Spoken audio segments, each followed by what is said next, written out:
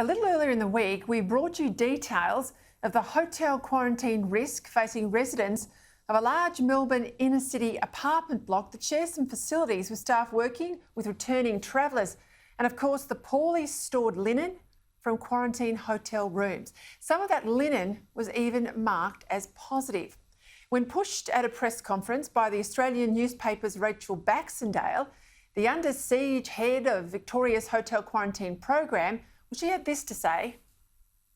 But what residents have been telling me is that there are people who need to get to their bike cage who've been moving past this medical waste and to an exit that they have access to in this shared car park area.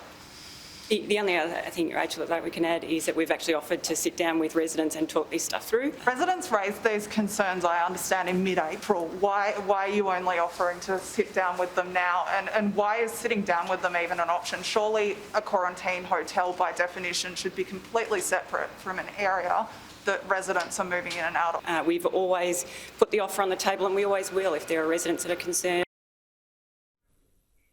Now, as you know, 2 nights ago, we spoke with a concerned resident from this very same apartment block, Sarah Paparo, here on Credlin.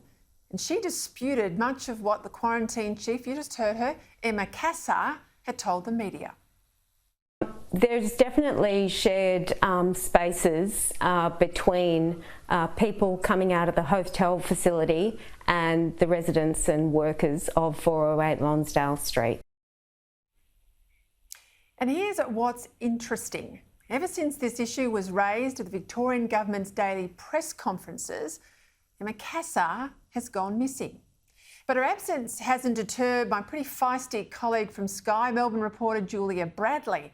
In fact, she's made it her mission to dig even deeper because she, like Rachel Baxendale, like me, like the resident there, Sarah Paparo, we don't think we're being told the truth.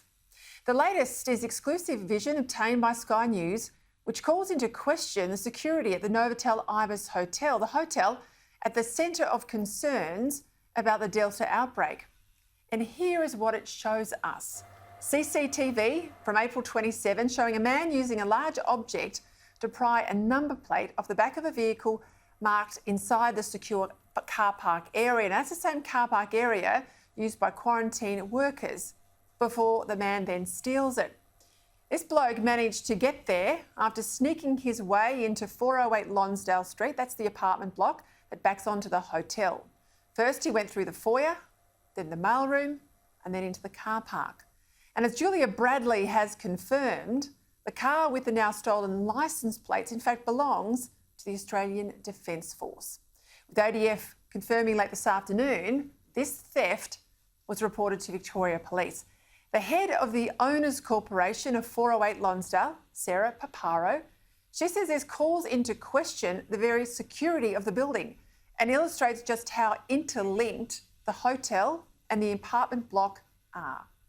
Despite what we've heard time and time again from Emma Cassar, they are not secure. In vision seen by Sky News and the Australian newspaper, quarantine officials regularly walk up and down a stairwell, Sarah says, that's used by 408 Lonsdale residents. It's a fire staircase that's linked to the building's foyer and the mailroom. The car park area for which the hotel does occupy a number of car park spaces, it's an access way that our residents and workers use both for fire exits, to access their bikes and take them out of the building, to access hard rubbish, and also for our maintenance workers to be able to inspect and maintain our fire protection equipment. So it's very much a shared space. Now, I said Emma Cassar's gone missing since this story broke, and Sky News reporters tell me, in fact, there's been no hotel quarantine officials at any of the daily press conferences. No Emma and no any other officials. Let's not forget, this hotel is at the centre of concerns about the outbreak of the Delta variant.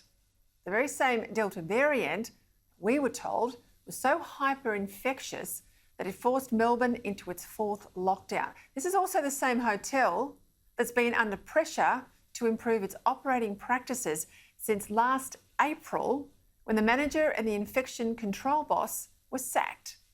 After it came to light, there were more than 51 breaches. You can see why, can't you, why residents have been so concerned about this block. And while Melburnians like me might be happy to be out of lockdown tonight, but fear with this sort of incompetence, unless something changes and fast, it won't be long before we're back there again.